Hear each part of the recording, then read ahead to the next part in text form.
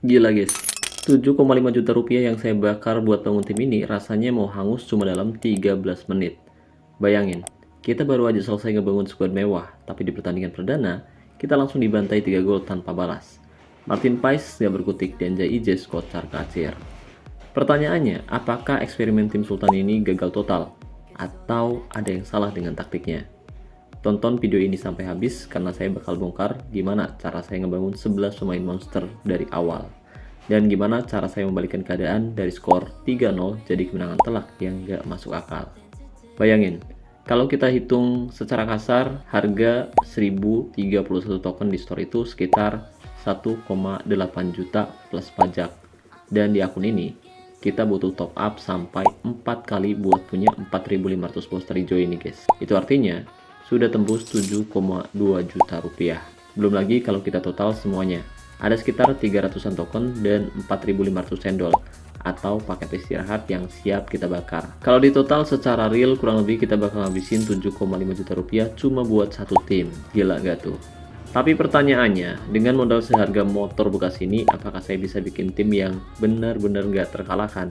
Atau malah jong karena salah strategi? Oke, jadi buat teman-teman yang mungkin penasaran gimana hasilnya, yuk pastiin kalian simak proses rebuild tergila di channel NN Top 11 kali ini. Oke guys, sebelum kita mulai bakar-bakar token dan cendolnya, kita lihat dulu kondisi pasukannya.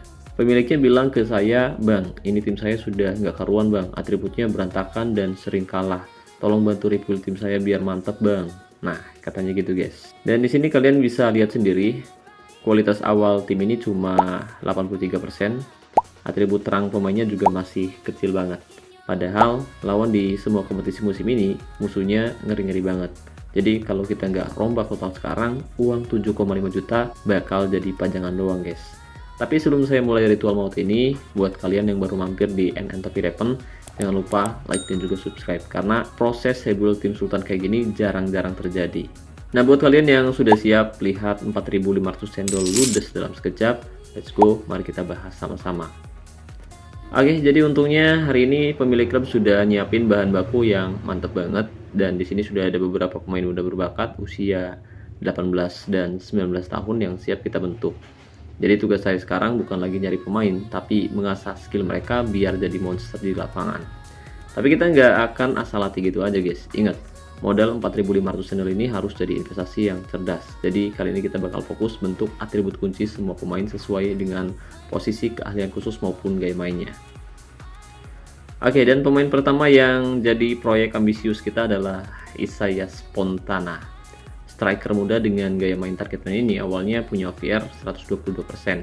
Sebenarnya pemilik klub sudah sempat melatihnya sendiri, tapi karena ngebentuk atribut kunci itu butuh kesabaran ekstra dan waktu yang sangat lama, akhirnya mandat ini diserahkan sepenuhnya ke saya guys. Coba kalian perhatikan statistik awalnya. Penyelesaian 187 dan tembakan 195. Untuk ukuran OVR 122 ini sebenarnya udah cukup oke sih. Tapi target kita bukan cuma oke, target kita adalah mendominasi skill maupun atributnya sampai benar-benar tinggi. Saya mau naikin kualitasnya dari bintang 7 ke bintang 8 dengan distribusi atribut yang jauh lebih mematikan. Dan boom, inilah hasilnya guys. Tapi sebelumnya saya minta maaf karena setelah selesai saya rebuild, pemilik klub langsung gercep ganti namanya jadi pemain naturalisasi kesayangan kita, yaitu Ole Romeni. Jadi jangan bingung kalau namanya udah berubah, tapi kualitasnya kalian bisa lihat sendiri. Sekarang Ole Romeni kita punya penyelesaian dan tembakan di angka 260-an. Kecepatannya naik drastis ke 232 dan atribut pendukung seperti penempatan posisi serta sundulan sekarang stabil di angka 220. Oke, dan setelah Ole Romeni jadi monster, sekarang kita pindah ke proyek kedua yang gak kalah ambisius. Kenalin, namanya Ricardo Di Martino. Usianya masih muda, 20 tahun, dengan kualitas awal atau OVR 92, atau setara dengan kualitas mutu bintang 5. Ya, hampir ke 6 lah. Posisi aslinya adalah AML, tapi yang spesial, dia ini pemain serba bisa yang juga sanggup main di posisi ML maupun MC. Gaya mainnya inside forward. Tapi ada yang kurang guys, pemain potensial kayak gini kok belum punya keahlian khusus ya. Tanpa pikir panjang, langsung saya kasih program latihan berat buat jadi seorang penyerang bayangan. Biar apa? biar dia nggak cuma lari di pinggir lapangan guys, tapi bisa masuk ke tengah dan jadi mesin gol kedua setelah striker kita oleh Romeni. Coba kalian intip dulu skill dasarnya guys. Umpan 130, dribble 108, dan penyelesaian masih di angka 104. Lumayan? Enggak, buat tim Sultan. Angka segini masih kacangan guys. Dan tanpa pun, ratusan cendol saya tumpahin lagi buat Di Martino. Strategi saya jelas. Pangkas atribut bertahan, maksimalkan atribut menyerang. Nah, buat teman-teman yang nanya, kenapa tackle, penjagaan, dan penempatan posisi cuma saya tahan di angka 120 bang? Oke, tujuannya biar booster kita efektif guys. Buat apa AML jago bertahan? Terus dia kan ngancurin mental back lawan, ya kan? Dan lihat perubahannya sekarang. Offiernya melesat jadi 140%. Umpan sekarang tembus 182, penyelesaian naik drastis ke 180, dribble dan kreativitas semuanya rata-rata di angka 160. Dengan kombinasi kecepatan 140 dan keberanian 134, Di Martino bukan lagi pemain sayap biasa. Dia adalah mimpi buruk yang siap menerjang dari sisi kiri pertahanan lawan guys. Gimana menurut kalian? Apakah duet oleh Romeni dan Ricardo Di Martino ini sudah cukup buat bikin lawan auto quit sebelum tanding? Atau kita masih butuh satu pemain dewa lagi di lini belakang? Coba tulis pendapat kalian di kolom komentar video ini. Nah, kalau dua pemain tadi sudah punya dasar yang oke, proyek ketiga ini benar-benar jadi tantangan paling gila. Kenalin, Eduardo Paulinho. Pas saya dapat mandat, kualitasnya cuma 49% atau setara dengan kualitas mutu bintang 3. Benar-benar pemain yang mungkin bakal kalian jual atau mungkin bakal dijadiin pajangan doang. Posisi aslinya AMR dengan gaya main winger tradisional, tapi di tangan saya, pemain ampas ini bakal kita ubah jadi emas. Langkah pertama yang saya lakuin bukan langsung latihan skill maupun atributnya, tapi saya kasih dia posisi baru guys, yaitu MR atau gelandang sayap. Kenapa? Ini rahasianya guys. Dengan nambah posisi baru kita bisa membuka atribut penempatan posisi yang tadinya mati, biar dia makin fleksibel di lapangan. Gak cuma itu, saya tambahin juga keahlian khusus penggiring bola biar dia makin lincah nyari celah. Kalian lihat sendiri skill awalnya kayak gimana. Kecepatan cuma 59, dribble 64, dan penempatan posisi cuma 22. Bener-bener nggak ada tenaganya sama sekali guys. Di sini saya tumpahin sisa-sisa cendol sultan kita. Kita ajar latihan fisik dan serangan habis-habisan.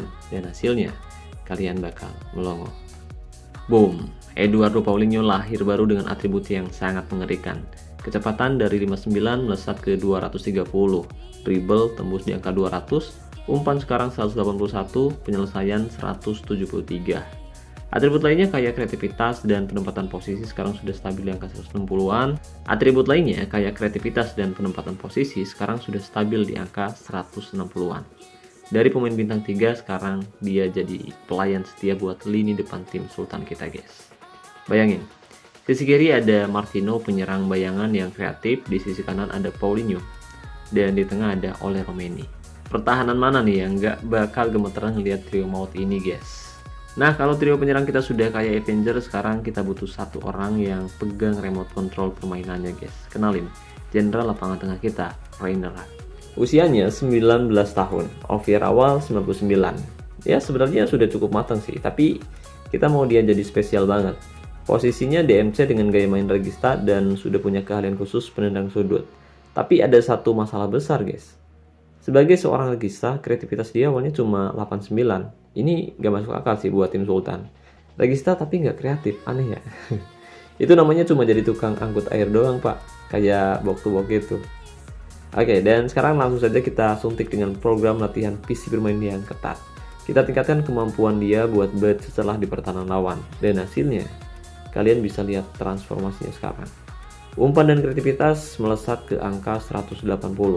Sekarang Reinhardt benar-benar jadi sutradara serangan tim kita guys. Sekali lepas umpan, lini depan kita tinggal terima beres.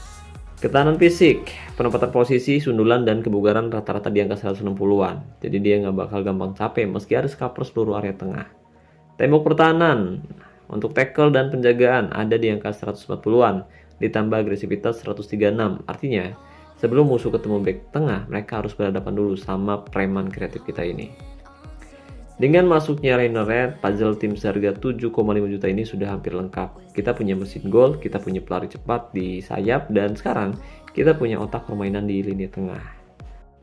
Oke guys, sayang sekali pas saya mau bahas semua pemain yang saya latih ternyata memori perangkat saya penuh dan file yang udah saya simpan ternyata rusak.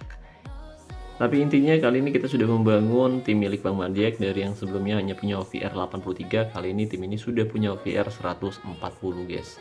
Dan dengan gercep Bang Madiek selaku pemilik klub langsung merubah nama pemainnya. Dari yang sebelumnya nama Antah Berantah, kali ini diganti jadi nama pemain timnas Indonesia, mulai dari Martin Pais, kemudian ada Jai Ijes, ada Kevin Perdong, Kevin Dix, Dean James, Nathan Joaon, Habner, kemudian ada Reinsder, Tom Hai, Ragnar Rosmangun, dan di ujung tombak ada Ole Romeni. Oke, untuk gaya mainnya ini udah beda-beda semua ya guys ya, kombinasinya berbeda satu sama lain. Tapi uniknya Bang Madiek merubah taktik dan juga strategi yang sebelumnya udah saya terapkan. Jadi Bang Madiek merubah mentalitas pemainnya. Terutama untuk lini pertahanan, di sini ada 5 pemain dengan mentalitas bertahan dan 4 pemain dengan mentalitas menyerang. Dan jujur, taktik seperti ini kurang begitu bagus. Dan benar saja ketika kita coba hasilnya, tim kita langsung kebobolan di menit pertama. Nah, di sini teman-teman bisa lihat meskipun kita memberikan mentalitas bertahan untuk kelima pemain kita, tapi permainannya tetap berantakan ya guys ya, tetap berantakan. Para pemain keluar dari posisi terbaiknya dan kita kembali kebobolan di menit kelima. Jadi dengan mentalitas bertahan sekalipun tidak menjamin pemain kita bisa bertahan dengan baik. Jadi lebih baik kita berikan mentalitas bertahan untuk beberapa pemain saja, nggak usah semua pemain bertahan dikasih mentalitas bertahan, dan nggak usah semua mentalitas menyerang dikasih ke penyerang, nggak usah, cukup 1-2 pemain penting aja guys, entah itu striker maupun winger gitu. Nah, di menit ke-13 timnya Bang Madiek lagi-lagi kebobolan dengan sangat mudah guys. Dan berhubung kita sudah kebobolan 3 gol cepat di babak pertama, jadi kita terpaksa merubah taktik dari yang sebelumnya pakai mental tim menyerang. Kali ini kita pakai gigih menyerang, kemudian kita gunakan gaya tekanan tinggi dan juga gaya tackle keras. Untuk serangan balik aktif, kemudian jebakan offside pun aktif. Kita ubah taktiknya dan mari kita lihat jalannya pertandingan antara Posterland versus KFC. Akankah tim ini mampu comeback atau justru kita kembali kebobolan di babak pertama? Oke guys, taktik yang kita terapkan terbukti efektif dan kita berhasil mencetak gol untuk memperkecil ketertinggalan. Tapi itu masih belum cukup karena kita butuh 2 gol lagi untuk menyamakan kedudukan. Untuk itu, kita akan ubah formasi dan juga mentalitas para pemainnya guys. Jadi kita akan berikan mentalitas bertahan untuk 2 pemain, yaitu 2 back tengah dan 2 lagi untuk menyerang, yaitu striker dan juga winger kanan. Karena untuk posisi striker sendiri di situ ada penyerang target man, dia bakal bagus banget kalau diduetkan dengan winger tradisional. Untuk itu kita udah ubah mentalitasnya seperti taktik yang biasa saya terapkan, yang memang sudah terbukti membawa tim saya meraih banyak gelar juara dalam 9 musim terakhir. Oke, dan sekarang kita akan lihat highlight goal yang diciptakan oleh Posterland, tim yang baru kita rebuild ini guys. Kita lihat pergerakan para pemain terlihat sangat cair sekali, kreativitasnya mulai keluar dan gol kembali tercipta. Nah, ini keren banget sih. Skor 3-3 setelah kita sebelumnya tertinggal 3-0 di menit ke-13. Kali ini kita berhasil comeback dengan sangat luar biasa, tapi ini masih belum cukup karena untuk bisa mengalahkan mereka kita harus kembali mencetak gol lagi. Dan benar saja, taktik yang kita terapkan sangat efektif. Dan akhirnya kita kembali mencetak gol untuk membawa kedudukan menjadi 4-3. Kita berbalik unggul atas tim lawan, comeback yang spektakuler. Dan di babak kedua saya coba pakai gaya umpan panjang, karena di sini kita bisa lihat bahwa tim lawan tidak menempatkan cukup pemain tengah, yang bikin lini tengah mereka agak kopong. Dengan long pass yang baik, harusnya kita bisa menjebol lini pertahanan mereka, dan nyaris saja tim kita kembali mencetak gol, tapi bola masih membentur tiang gawang. Dan berhubung kita sudah unggul 4-3 atas tim lawan, kita berhasil comeback dengan sangat luar biasa. Jadi kita turunkan tensi tekanan. Dari yang sebelumnya kita pakai taktik dengan mental tim gigih menyerang, kita ubah ke menyerang saja guys. Nah, taktik ini terbukti efektif karena di menit ke-62 kita berhasil mencetak gol kembali ke gawang tim lawan.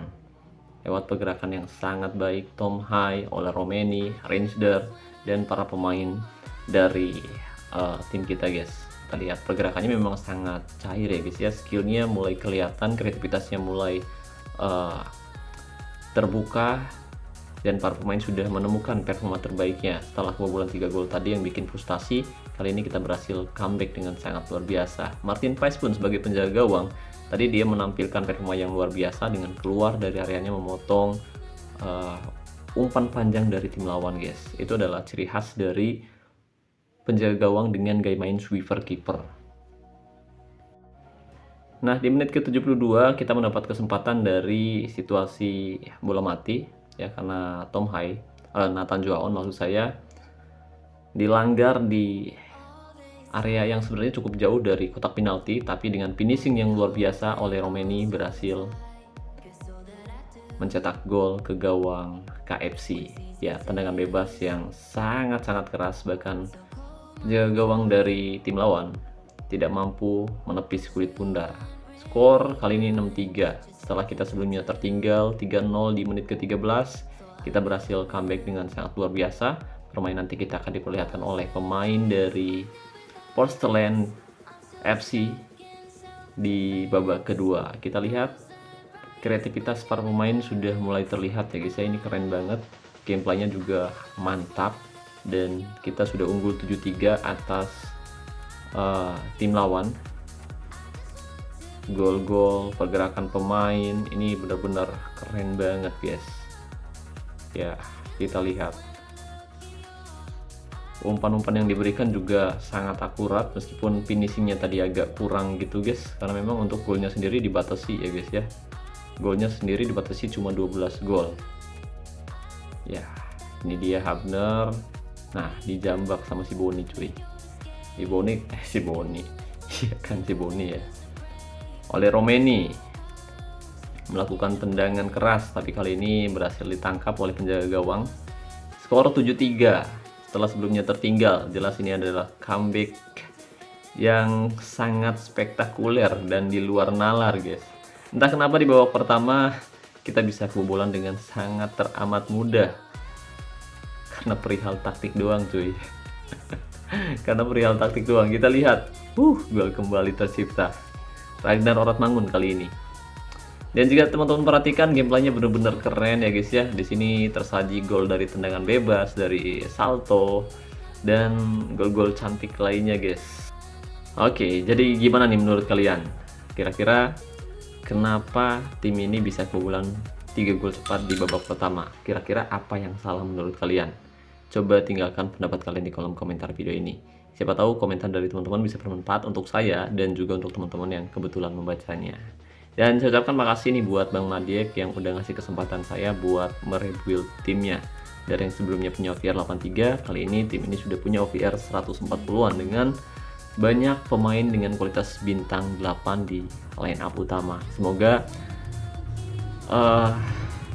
rebuild kita kali ini bisa bermanfaat untuk Bang Madiek dan bisa membawa tim Bang Madiek meraih banyak gelar juara di musim ini dan juga di musim selanjutnya. Makasih banyak nih Bang Madiek. Dan buat teman-teman yang mungkin ingin menggunakan jasa saya juga seperti ini, kalian bisa hubungi saya langsung via WhatsApp dan nomornya udah saya sematkan di deskripsi video ini. Oke, jadi mungkin itu saja yang bisa saya bahas kali ini. Terima kasih banyak buat teman-teman yang udah nonton video ini dari awal sampai selesai. Makasih juga buat membership channel Top 11. Makasih buat teman-teman yang selalu mendukung dan mendoakan saya sejauh ini. Saya Nur, sampai jumpa di video selanjutnya. Salam olahraga, salam Top 11 Indonesia.